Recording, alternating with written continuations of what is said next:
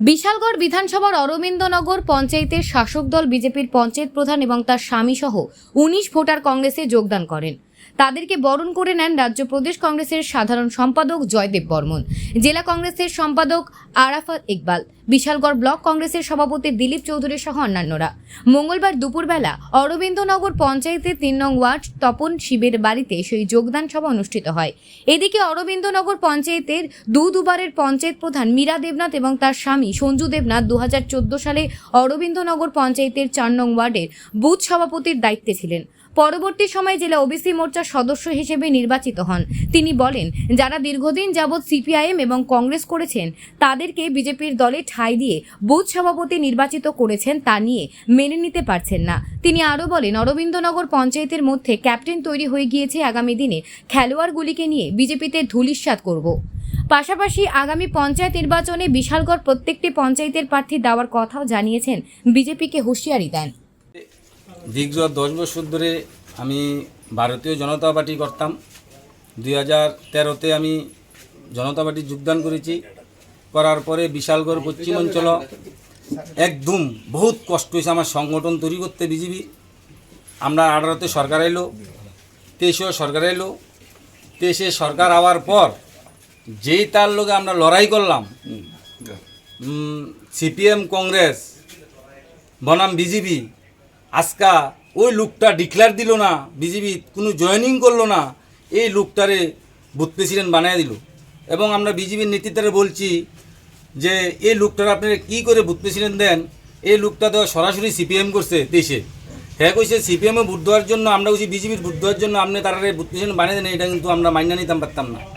তখন আমাদের প্রার্থী বিধায়ক এবং আমাদের উপর লেভেলের নেতারা বলছে যে তোমরা হ্যার সাথেই মিল্লা কাজ করতে হবে। তাই আমরা মেনে নিতাম পারছি না, আমাদের অরবিন্দনগরের জনগণও মেনে নিতে পারছে না। এর জন্য আজকে আমাদের জাতীয় কংগ্রেসে যোগদান।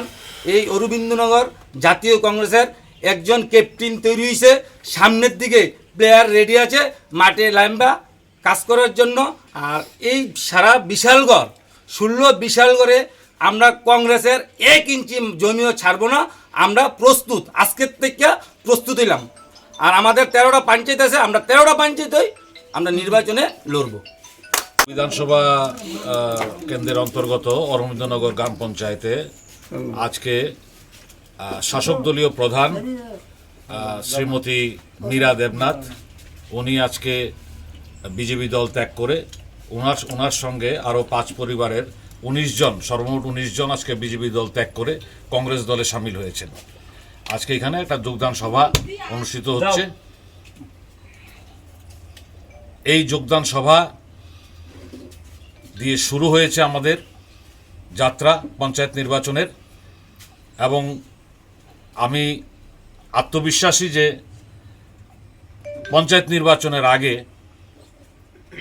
বিভিন্ন পঞ্চায়েত থেকে বিজেপি সমর্থক এবং কর্মীরা আমাদের দলের সঙ্গে যোগাযোগ রাখছে এবং আমাদের দলে সামিল হবে। আপনি কি ভাবছেন যে পঞ্চায়েত নির্বাচনে যে যতগুলো পঞ্চায়েত আছে আপনারা প্রতিদ্বন্দ্বিতা করবেন? হ্যাঁ, আমরা সবকটা পঞ্চায়েতে প্রতিদ্বন্দ্বিতা করব।